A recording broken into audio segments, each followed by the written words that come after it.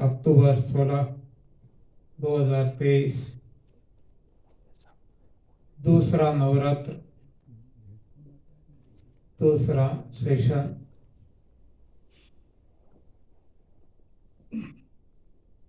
आप जब जो साधना कर रहे हैं अपनी अपनी कक्षा के अनुसार,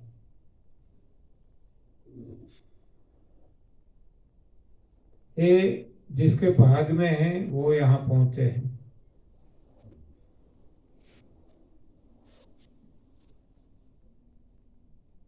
किसी किसी को पता भी नहीं है,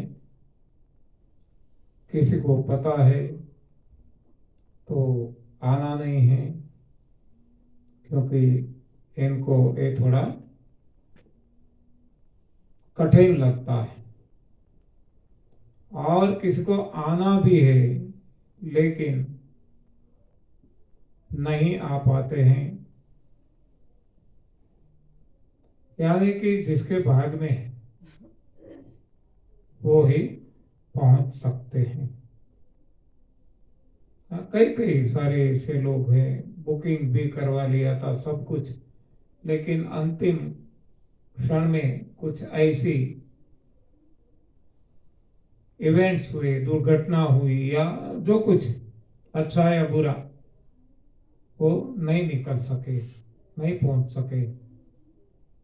तो यहाँ हम जितने पहुंच गए हैं, इन सभी पे, हमारे सभी पे ईश्वर की, प्रभु की, परमात्मा की खास कृपा है। अब हमें भगवान ने तो पहुंचा दिया, अब हमें निष्ठा से पालन करना है जितना हो सके। तो सुबह हम देखते थे पंच तत्वों के बारे में, 5 एलिमेंट्स।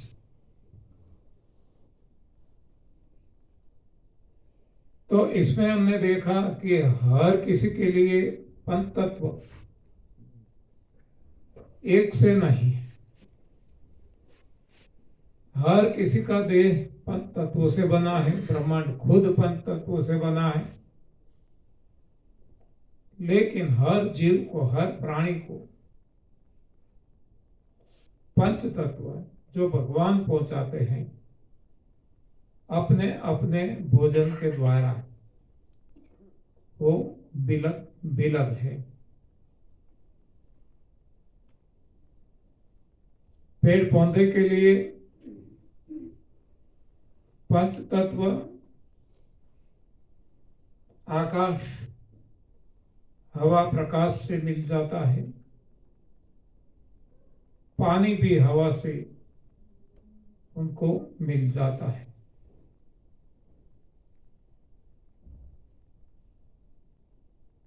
यहाँ हम देखते हैं बार बार बारिश आती है, ये भगवान पहुंचाते हैं। देखो यहाँ कौन ये सारे इतने वृक्ष है बड़े बड़े, कितने लंबे समय से पहाड़ की चोटियों पे कौन खाद देता है, कौन पानी पिलाता है, और फिर भी उनको ये अपना भोजन भगवान पहुंचा देते हैं आवश्यकता के अनुसार। इसलिए भगवान ने उनको पैर नहीं दिए। देखो शरीर की रचना भी भगवान ने भोजन के अनुसार की है। उनको चलने की जरूरत ही नहीं, जहां वो है वहां भगवान पहुंचा देते हैं। इसलिए वो एक जगह स्थिर है, स्थगित है, स्टैटिक है। और बाकी जितने प्राणी हैं उनको भोजन ढूंढने जाना पड़ता है, लेने जाना पड़ता है, तो उनको पैर दिए। तो ये भोजन के अनुरूप भगवान ने हर किसी के शरीर की, देह की रचना की है। और भोजन भी बिलग बिलग है, हम देखते हैं। वनस्पति का भोजन हमने देख लिया। वनस्पति ही जो देती है वो है पत्तियां, फूल, फल, कंद, मूल, ये सब कुछ वो खुद नहीं खाती, लेकिन इसमें से जो दाने हैं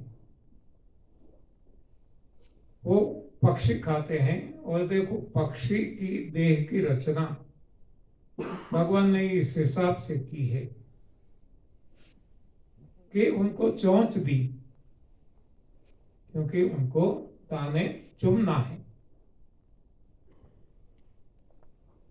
और ये बाह्य रूप है जो हम देख सकते हैं, लेकिन भीतरी जो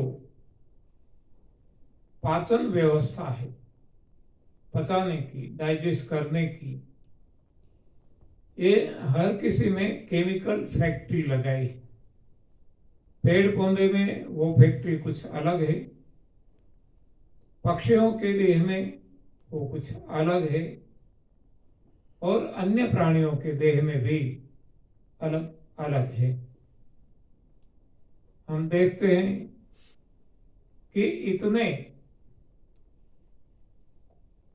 कठिन तोड़ने में ये पक्षी के देह में टूट जाता है, अपने आप टूट जाता है। हम हैमर लेके, हथौड़ी लेके भी तोड़ेंगे, मूंग हो, मठ हो, चने हो,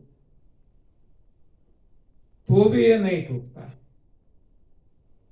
जो पक्षी के देह में, और पक्षी का देह बहुत छोटे छोटे पक्षी भी है, उनके देह में वो टूट जाता है। तो वहां तोड़ने के लिए कोई हैमर, कोई क्रशर, ऐसा कुछ नहीं है, केमिकल्स है इसे। इससे वो टूट जाते हैं, इससे वो पच जाते हैं, और उससे ही पांचों तत्व उनका शरीर बना लेता है। यानी कि उनके शरीर में बैठे भगवान वो अपने सही भोजन से पांचों तत्व बना लेते हैं। तो उसी तरह हर कोई प्राणी के बारे में है, चाहे वो घास खाने वाले हो, वो केवल घास खाते हैं, और फिर भी उनमें से उनको देखो, हाथी कितना बड़ा, कितना फैटी, वो फैटी आइटम जो हम मानते हैं, हमारा साइंस मानता है, ऐसा तो कुछ दूध, दही, घी, मक्खन, तेल, या तो जिस चीज में फैट है, ऐसा तो वो कुछ खाते ही नहीं। और फिर भी इन सभी प्राणियों के देह में कितनी फैट है, तो ये सब कुछ भगवान बना लेते हैं। यानी कि हर कोई अपना अपना भोजन खाते हैं, तो हर किसी को पांचों तत्व इसमें से मिल जाते हैं। वैसे ही मांसाहारियों के लिए हैं, वो कोई पेड़ पौधे नहीं खाते, हाँ, फिर भी उनको पांचों तत्व मिल जाते हैं। जल में रहने वाले जलचर, चाहे नदियों में हो, समंदर में हो, वो वहां कुछ अलग भोजन है, वो खाते हैं, और इसमें से पांचों तत्व मिल जाते हैं। तो हर किसी को, हर कोई प्राणी को पंच तत्व भगवान ने जो उनके लिए भोजन बनाया, इसमें से मिल जाता है, या तो कह सकते हैं कि भगवान बना लेते हैं। तो इस हिसाब से हमें हमारा भोजन, जो कंद, मूल, फूल, फल, पत्तियां और पानी कहा गया है, ये हमें लेना है। हवा, प्रकाश और आकाश, वो तो भगवान हर किसी को वो जहां है वहां पहुंचा देते हैं। यानी कि हमारे भोजन में कंद होना जरूरी है, मूल होना जरूरी है, फल होना जरूरी है, फूल होना जरूरी है, पत्तियां होना जरूरी है और पीने के लिए पानी होना जरूरी है। और ये सब भी किसान ने पकाया हुआ नहीं, ये सब भी गॉड गिवन। कोई खेती करके प्रोडक्शन है, एक एग्रीकल्चरल इंडस्ट्री कहते हैं हम इसको, जहां एक हम उत्पाद करते हैं खाद्य चीजों का। तो एक फैक्ट्री की भी जरूरत नहीं है और कोई फैक्ट्री की जरूरत नहीं है जो हमने लगाई है, कोई भी फैक्ट्री। तो ये जो जीने के लिए जो जरूरी है वो भगवान हर कोई प्राणी को पहुंचा देते हैं, वो जहां है वहां। तो हमें भी भगवान पहुंचाते हैं। तो इसमें हम देखते हैं कि सबसे ज्यादा भगवान ने दी है हरी पत्तियां। जब हम दृष्टि करेंगे सृष्टि में तो सृष्टि हरी भरी लगेगी।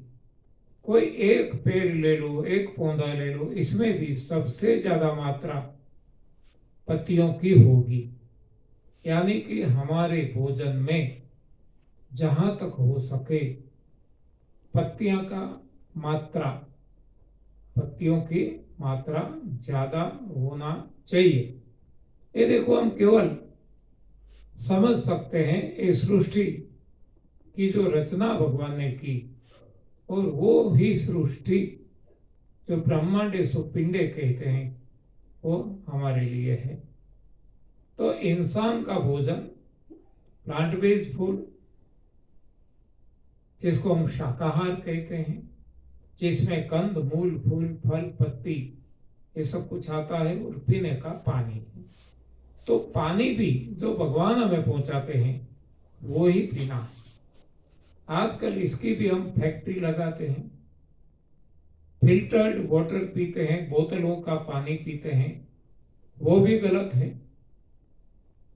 तो हमें जो नदी, ये झरने, या तो डायरेक्ट ये जो बारिश का पानी है वो हमें पीना है, वो नेचुरल है।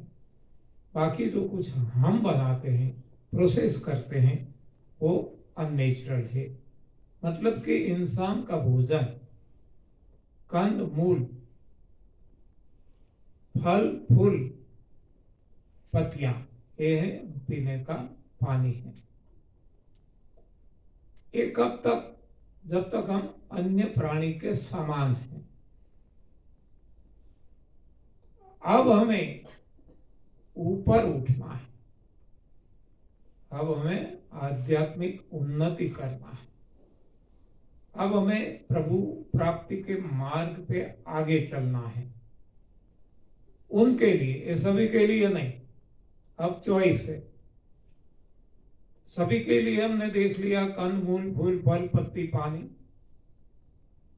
अब जिसको आगे उठना है, आगे चलना है, आगे यात्रा करना है, सफर आगे करना है प्रभु प्राप्ति की ओर, उनके लिए जो हमने देखा था हमारे पूर्वज, उन्होंने जो रास्ता दिखाया, सबसे पहले कंद छोड़ना है।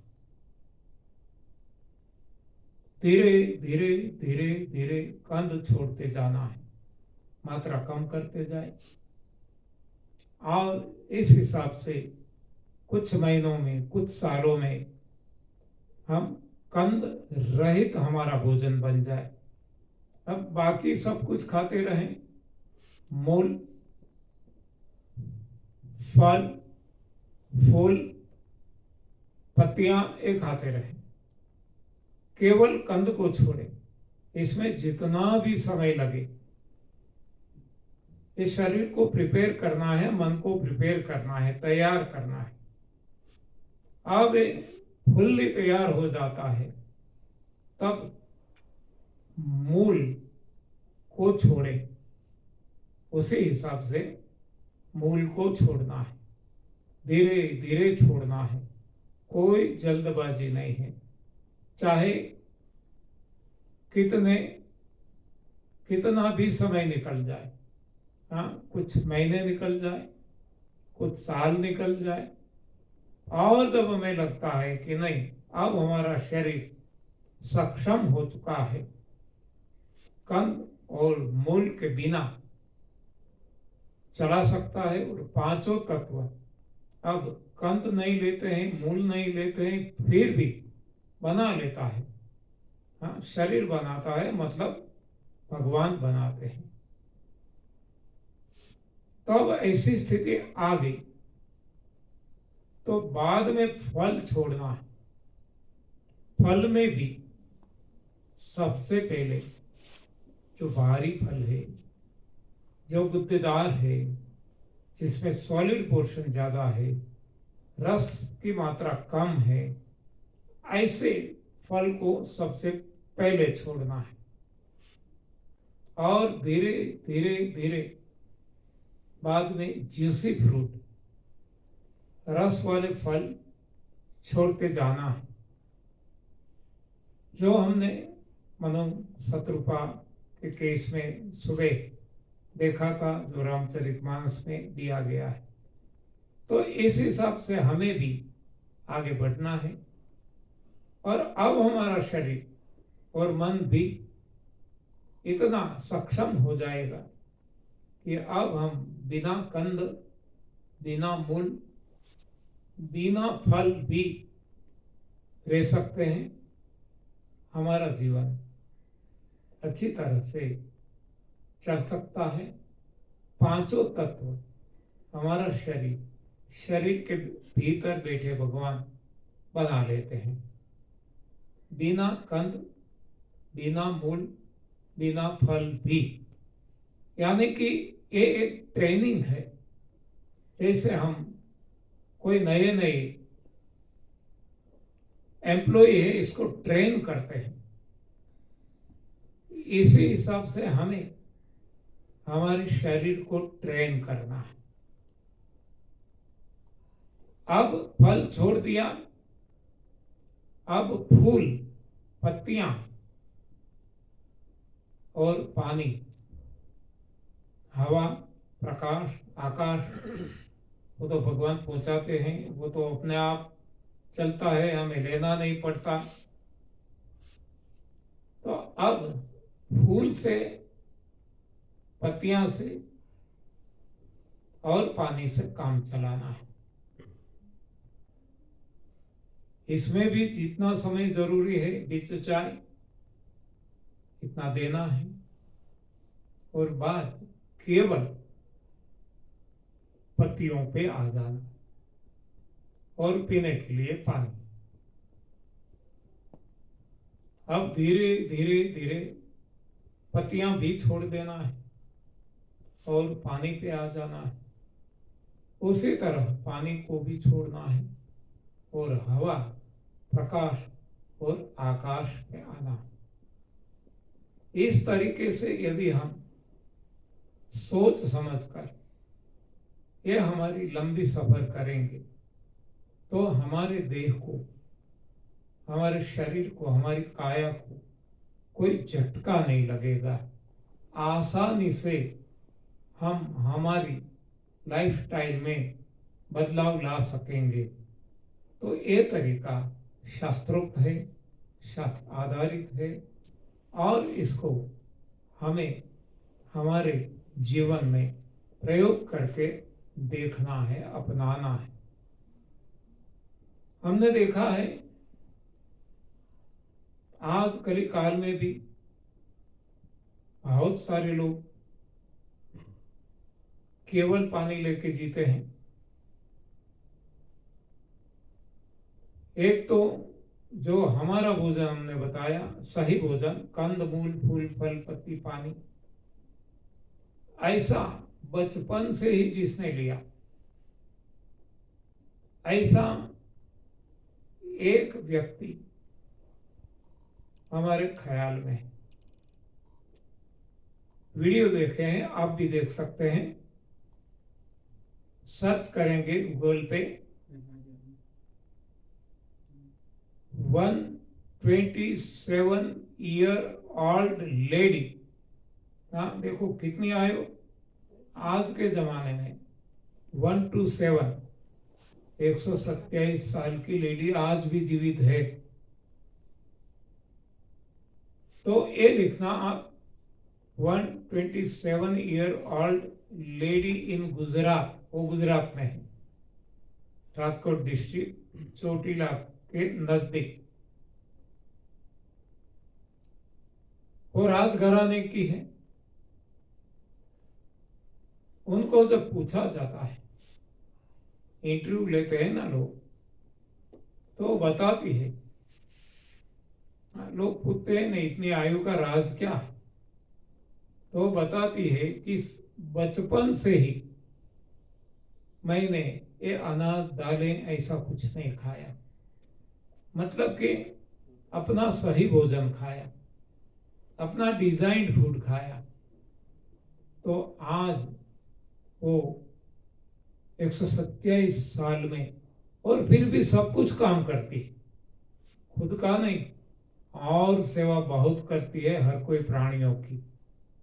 ये जब आप इंटरव्यू देखेंगे, गूगल सर्च करेंगे, आपको पता चलेगा।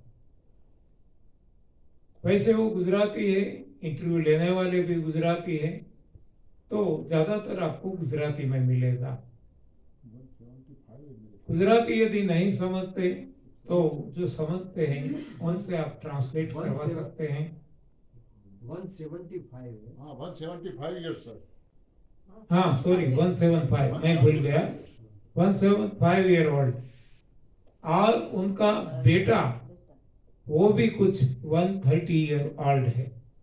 हाँ, बेटा भी जीवित है और वो नेपाल में है। आप नेपाल से आई है ना?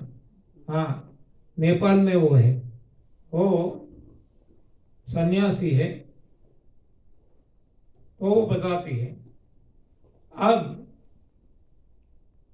हिंदी जिसको समझ में नहीं आती, तो हम 1 जनवरी 2024 में वहाँ सेमिनार लगाने वाले हैं चोटीला में, तो हम भी उनकी मुलाकात लेंगे और हिंदी में वीडियो बनाएंगे।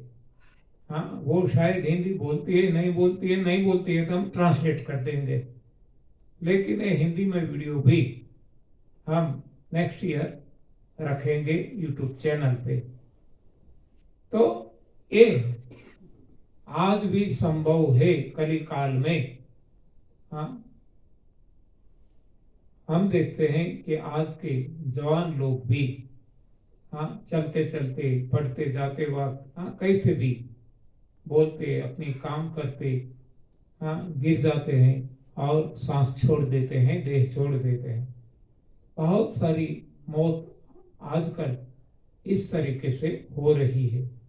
क्यों? क्योंकि भोजन गलत खाया जाता है। कैसा भोजन वो तो हम सब जानते हैं, इसके लिए कुछ ज्यादा चर्चा करने की जरूरत नहीं है। पिज्जा, बर्गर, मंचूरियन, जो भी, तो इसका एक परिणाम है कि 5 तत्व हमें नहीं मिलते हैं और इसकी वजह से शरीर अपना काम सही ढंग से नहीं कर पाता और कम मरते हैं। तो हमारी आयु सही भोजन जब लेने लगेंगे तब पता चलेगा कि कितनी है। ये 175 तो है, ये तो हम देख सकते हैं, इससे भी ज्यादा कितनी हो सकती है, ये जब हम सब ये प्रयोग करने लगेंगे, सही भोजन खाने लगेंगे, तब पता चलेगा। ये 175 ईयर ओल्ड लेडी भी जो बाजार में मिलता है वो कंदमूल, फूल, फल आदि खाती है और पानी भी जो बाजार में मिलता है वो हाँ चाहे कुएं से निकालती हो चाहे बोरिंग हो, वो पीती है। अब इसमें जब बदलाव आएगा, अब किसान का पकाया हुआ, प्रोड्यूस किया हुआ नहीं, लेकिन गॉड गिवन जब खाने लगेंगे, तो आयु और ज्यादा बढ़ सकती है। देखो, ऐसे लोगों को कोरोना नहीं होगा, सारी सृष्टि में हर किसी को हो जाए, उनको नहीं होगा। हाँ, उन्होंने तो कौन सी वहां, हाँ, कोई शायद वैक्सीन भी नहीं ली होगी, कोई गए होंगे और दी होगी तो अलग बात है। बाकी तो वो तो अपना आश्रम चलाते हैं। हाँ, वहाँ कोई दो गज की दूरी, हाँ, ऐसा कुछ है नहीं, मास्क भी नहीं पहना है, तो उनको कोरोना नहीं हुआ। कोरोना तो वायरस से फैलता है, तो हर किसी को होना चाहिए था ना, हर कोई प्राणी को होना चाहिए था। लेकिन ये सारी गलत बातें हैं। सही बात यह है कि जिसका भोजन गलत है, इसको हो सकता है, और जो डर जाते हैं वो मरते हैं, जो नहीं डरे वो भी नहीं मरे। देखो, जिसका भोजन भी सही नहीं था, लेकिन मानो पागल आदमी है, दुनियादारी की भान ही नहीं, पता ही नहीं, तो ऐसे कोई पागल, इनको भी कोरोना हुआ ऐसा आपने नहीं सुना होगा कहीं भी। हाँ, क्योंकि पागल है, इसलिए दुनियादारी का पता नहीं है, इसलिए वो डरे नहीं, और नहीं डरे इसलिए नहीं मरे। हाँ, तो ये कोरोना की वजह से लोग मरते हैं ऐसा कुछ नहीं है। मरते हैं डर के मारे, मरते हैं दवाइयों के मारे। हाँ, तो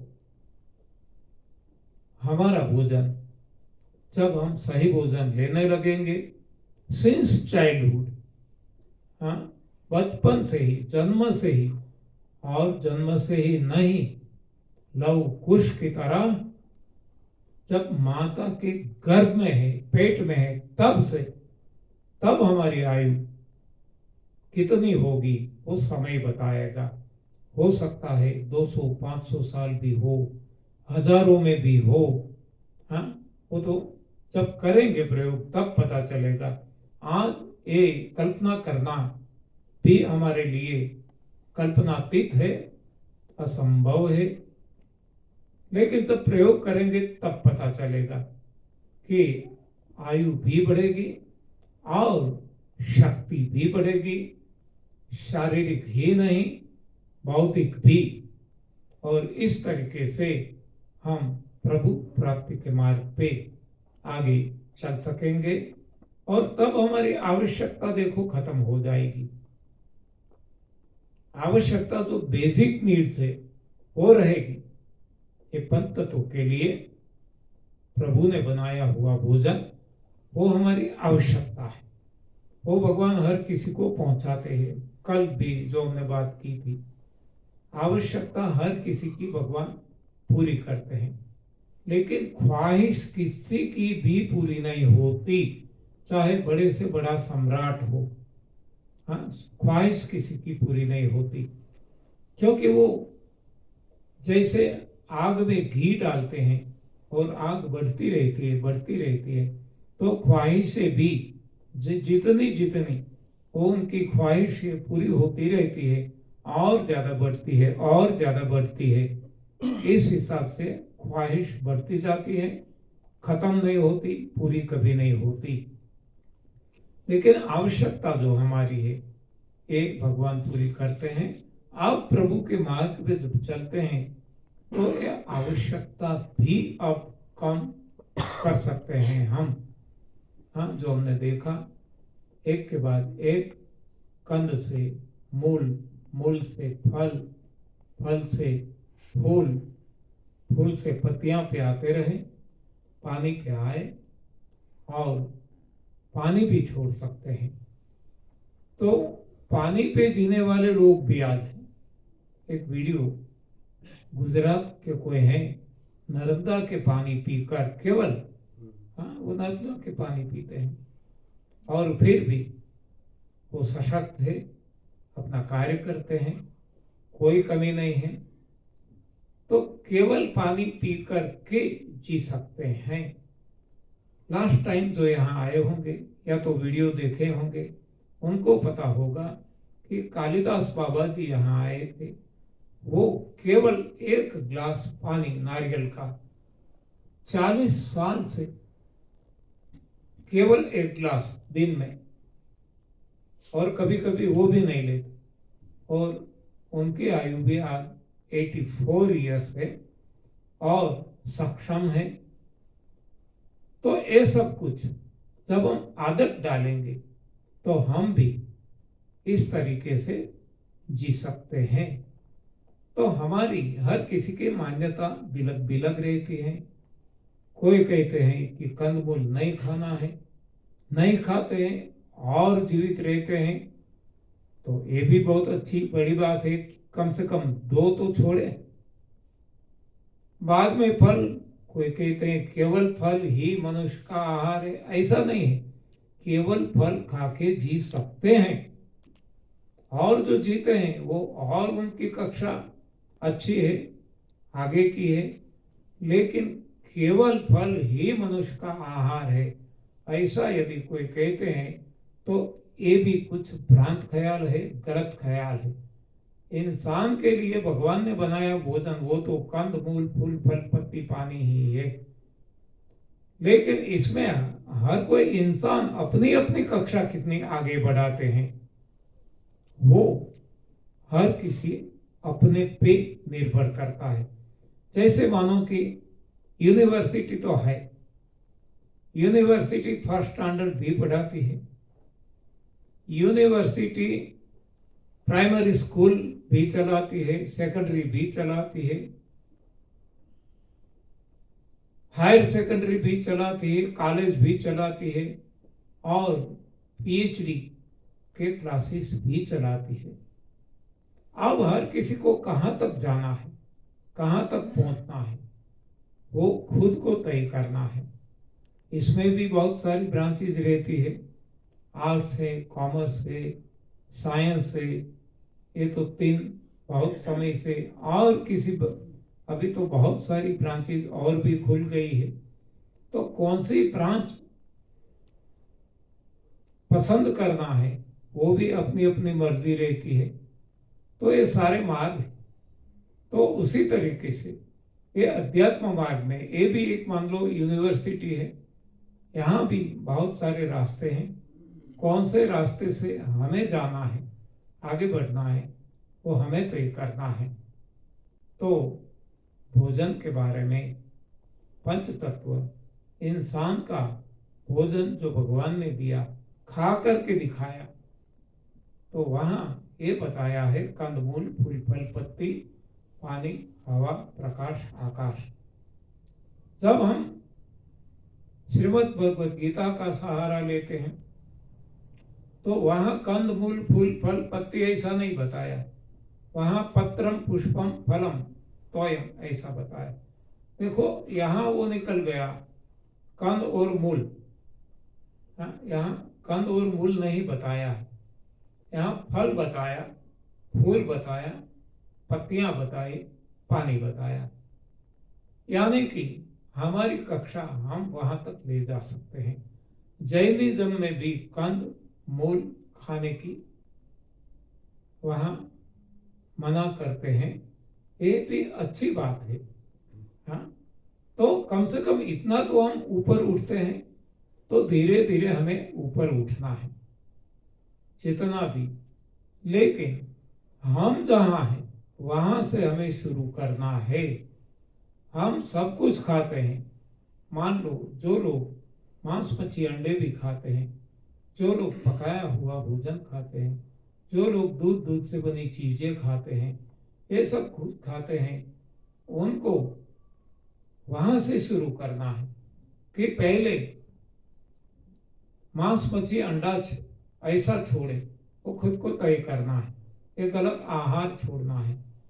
बाद में दूध से बनी चीजें छोड़े, बाद में पकाया हुआ भोजन छोड़े, बाद में ये सही भोजन पे जब आते हैं तब सही भोजन में अब कंद के बाद ऐसा ये सीक्वेंस पूरा हमें खुद तय करना है, डिसाइड करना है।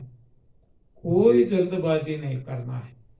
हाँ, जितना जितना जल्दबाजी करेंगे तो नुकसान की संभावना खुद को ही है। तो ये सोचकर समझकर आगे बढ़ना है हाँ, धीरे धीरे इम्पैक्ट ना लगे इस तरह से आगे बढ़ना है। मान लो यहाँ भी हम सब जो आए, जिसने पहले भी प्रयास किया है और निर्जल उपवास किए हैं, हाँ, 9-9, 10-10 दिन, इससे भी ज्यादा, वो आसानी से कर पाएंगे, उनके लिए ये सहज हो जाएगा। लेकिन जिसने नहीं किए, कम किए, तो उनके लिए वो एक साथ इतना लंबा करना, हाँ, कर सकते हैं, मनोबल दृढ़ है तो कर भी सकते हैं, ऐसा कुछ नहीं है। तो दोनों की आवश्यकता है, एक शारीरिक, एक मानसिक। मानसिक दृढ़ता है तो सब कुछ हो सकता है। तो हमारा मनोबल कितना मजबूत है वो हमें मालूम है, और हमने पास्ट में कितना, कब तक, कहाँ तक किया है वो भी हमें मालूम है। और हमारा शरीर खुद हमें बता देगा कि अब आगे नहीं बढ़ना है। तब आप निर्जल छोड़ के जूस पे आ सकते हैं, या जूस की भी व्यवस्था है। हाँ, तो हमें हमारी खुद की, कोई लोग इतना करते हैं तो हम इतना कर ले, ऐसी कोई कंपटीशन नहीं करना है। खुद की कक्षा हमें खुद तय करना है, और धीरे धीरे धीरे इसको ऊपर लेके जाना है, आगे बढ़ाना है। तो ये जितने मुंह उतनी बातें, सब कुछ हमारी सुनने में आएगा। कोई ये कहेगा, कोई वो कहेगा, कोई वो कहेगा, लेकिन इसमें से हमें कौन सा अपनाना है, ये चॉइस इज आवर्स, ये हमें खुद देखना है। हाँ, कहीं भी ऐसा ना हो जाए कि हम नुकसान कर बैठे। फायदा हर किसी में होगा, जो भी कुछ जो लोग बताते हैं, खुद का अपना अनुभव होगा, लेकिन हमारी कक्षा उनकी कक्षा की तरह है क्या, ये हमें देखना है। नहीं है तो हमें धीरे धीरे आगे बढ़ना है। किसी ने किया, हम भी कर ले, किसी ने कहा, हम भी कर ले, ऐसा नहीं है। भगवान ने हमें भी बुद्धि दी है, हमें भी ये मन सब कुछ दिया है, तो इसका इस्तेमाल हमें करना है। तो कोई जल्दबाजी करके, कोई गलत फहमी में, कोई भ्रांति में कोई नुकसान हम ना उठाए। थोड़ा देर होगा, कोई बात नहीं, देरी से काम चलेगा, लेकिन जल्दबाजी में यदि कोई नुकसान हो जाता है तो इसको रिवर्स करना वो बहुत मुश्किल भी हो जाता है। इसलिए धीरे धीरे आगे बढ़े। हर नवरात्र 4 नवरात्र आते हैं, इसमें आज जितना किया अगली नवरात्र में और ज्यादा करें, और जो नवरात्र आएगी इसमें थोड़ा और आगे बढ़े। तो इस तरीके से हम हर नवरात्र में थोड़ा थोड़ा क्रमशः छोड़ते जाए, आगे बढ़ते जाए, और ये प्रभु प्राप्ति का जो मार्ग भगवान ने बताया है, वेद पुराण में बताया है, शास्त्रों में बताया है, इस हिसाब से हम आगे बढ़े। शास्त्रों में ये भी बताया है कि हर कोई व्यक्ति कर सकता है। ऐसा ही नहीं कि बूढ़े लोग करें, ऐसा ही नहीं कि जवान करे, ऐसा ही नहीं कि बालक को करना है, या तो बालक नहीं कर सकता, जवान नहीं कर सकता, बूढ़े लोग ही कर सकते हैं, ऐसा यहाँ कुछ भी नहीं है। ये भी शास्त्रों में बताया है। ये जो हमने पूर्वज मनु महाराज की बात सुनी, ये बुढ़ापे में उन्होंने ये भक्ति का प्रयोग किया, लेकिन जवानी में किया, ये भी है। जवानी में किसने किया? वो है माता पार्वती जी। उम्र एकदम, हाँ, जवानी अभी शुरू हुई थी, ऐसा कह सकते हैं, 16 साल 18 साल, इतनी उम्र में उन्होंने वो ही किया जो मनु शत्रुपा जी ने बुढ़ापे में किया। हाँ, उनके लिए मार्गदर्शक नारद मुनि थे। आप जब इस शास्त्र पढ़ेंगे इससे पता चलेगा कि अगले जन्म में माता पार्वती जी वो पर्वत पुत्री जब है तब उनका नाम पार्वती है। पहले वो दक्ष पुत्री थी, तब उनका नाम कौन सा था? सती सती सती सती रखा गया था। तो उस वक्त उसकी कक्षा ऐसी थी कि बहुत कुछ गलती कर बैठी थी। जो भगवान शिव जी उनको समझाते थे वो समझ नहीं, क्योंकि कक्षा नहीं थी इसलिए समझ नहीं पाती थी और इससे कुछ उल्टा करती थी और परिणाम उल्टा मिलता था।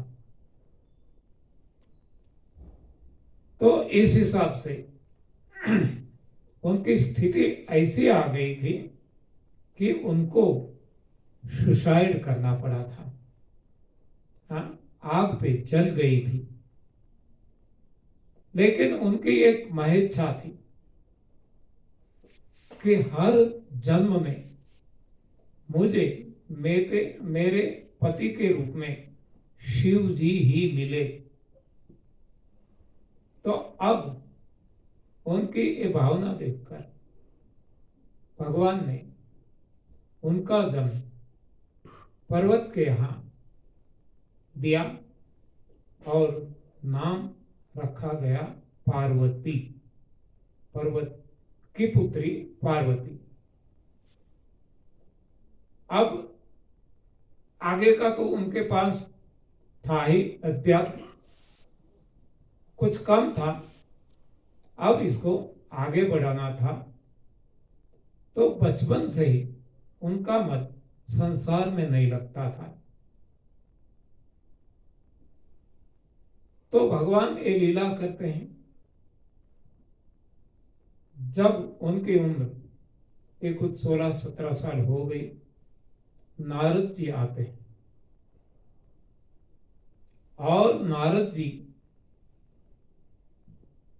वो बताते हैं उनका भविष्य कि उनको ऐसा पति मिलेगा, आपकी पुत्री को पति ऐसा मिलेगा जो स्मशान में रहता हो, जो विभूति लगाता हो, हाँ, जिसके अंगों पे उनके जो आभूषण हैं वो नाग, ऐसे खोपड़ियां, ये सब कुछ हो। हाँ, तो पार्वती की माता एकदम डर गई थी। नहीं नहीं, मेरी पुत्री को, हाँ, इसका ब्याह शादी ही मैं नहीं करूंगी, ऐसे कोई। लेकिन नारद जी ने बताया कि आप भ्रांति में हो, जो भगवान ने चाहा वो ही होता है, हम जो सोचते हैं वही नहीं होता। इसलिए हम कहते हैं वो ही होता है जो मंजूर खुदा होता है। ये भी रामचरितमानस में बताया गया है कि हो ही सोई जो राम रचि राखा। तो नारद जी ने यही बताया कि जो प्लानिंग किया हुआ है भगवान ने वो ही होता है। रचि राखा यानी कि ये कोई होने वाला नहीं है, ये प्री प्लान्ड है, वो ही होगा। जैसे हमने सुबह बात की थी कि plan your work first and then work your plan. तो उसी तरह से ये प्लानिंग भगवान ने करके ही रखा है और वो ही होने जाने वाला है। ये तो हम केवल देखते हैं, हमें ऐसा लगता है कि हम ये करते हैं, हमेशा करेंगे, हमेशा नहीं करेंगे। ऐसा कुछ भी नहीं होता। वो ही होता है जो भगवान ने प्लानिंग करके रखा है। तो होना तो वही है। अब आपको मन मनाना है। ऐसा एक व्यक्ति आपकी पुत्री को मिल सकता है और वो है भगवान शिव जी। तो उनके लिए आपकी पुत्री को तपस्या करनी होगी। देखो, ये मार्गदर्शन नारद मुनि अपने घर पर आकर बताते हैं। यानी ये सारी लीला है, भगवान करते हैं। हमें कुछ भी नहीं करना है, सब कुछ होता है, होता रहता है, क्योंकि करने वाला वो है। पार्वती जी को, उनकी तो पहले से ही वो इच्छा कहो तो इच्छा या तो कक्षा होती ही। तो उन्होंने माता पिताजी को मना लिया और वो जंगल में गई।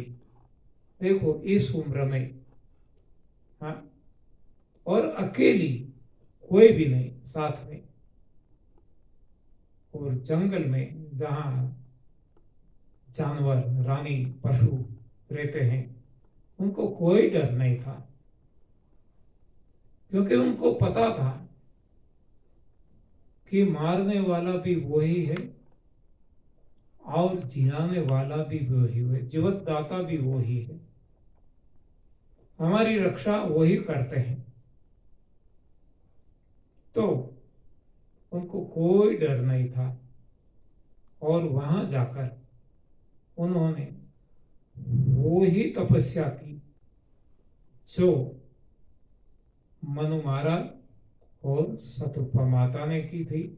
एक के बाद एक के बाद एक कंद, बाद में मूल, बाद में फूल, फल, फूल, पत्तियां, ये सब कुछ छोड़ते छोड़ते छोड़ते हवा भी छोड़ दी।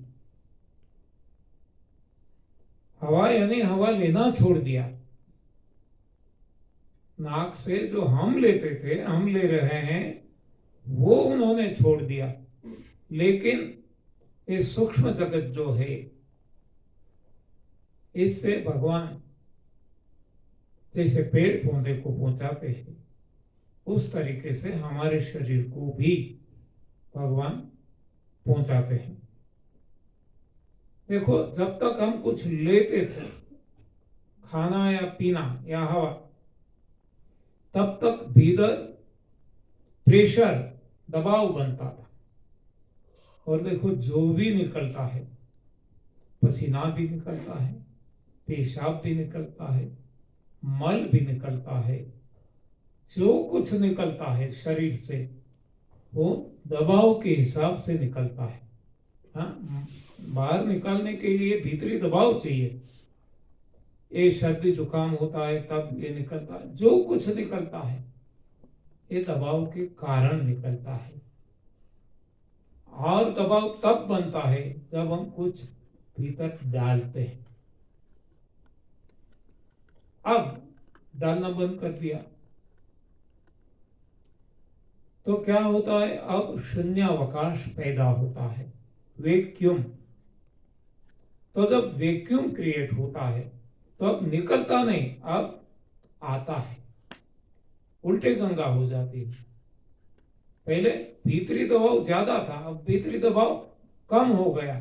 तो जो कॉस्मिक एनर्जी जो कहते हैं, ये हवा, प्रकाश, ये सब कुछ हमारे छिद्रों के द्वारा, पहले पसीना निकलता था, अब वो निकलता नहीं, अब हवा भीतर जाती है। अब ये पांचों तत्व भगवान इस तरीके से हमारे शरीर में पहुंचा देते हैं।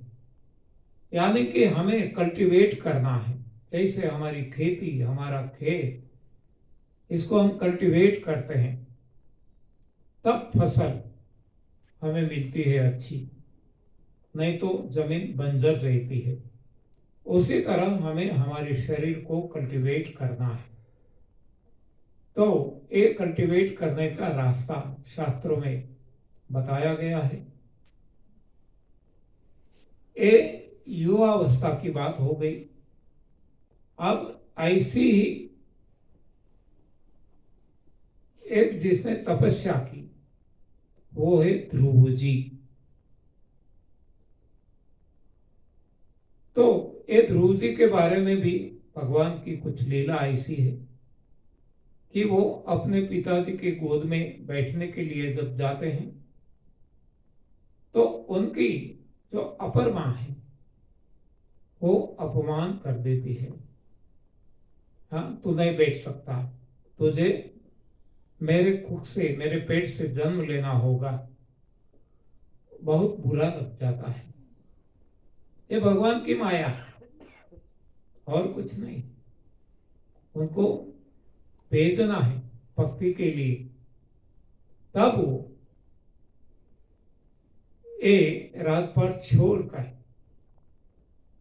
सारा संसार छोड़कर वो चले जाते हैं जंगल में और वो ही तपस्या करते हैं जो बुढ़ापे में मनु और शत्रुपा जी ने किया, युवावस्था में पार्वती जी ने किया और वो ही बाल्यावस्था में ध्रुव जी ने किया। यानी यहां हमें उपदेश ये मिलता है कि भक्ति कोई बुढ़ापे में ही होती है ऐसा कुछ नहीं है। भक्ति के लिए कोई आयु निश्चित नहीं है। भक्ति हर कोई, बाल्यावस्था हो, युवावस्था हो, वृद्धावस्था हो, कोई भी अवस्था में भक्ति हो सकती है, तपस्या हो सकती है और प्रभु प्राप्ति के लिए हम आगे बढ़ सकते हैं। तो कुछ कुछ ऐसे ख्याल हमारे मन में पड़े हैं। तो जब ऐसा कुछ सत्संग शास्त्रों से जानने को मिलेगा तब यह हमारी भ्रांतियां दूर हो सकती है। तो यहाँ विराम देते हैं। धन्यवाद, आभार।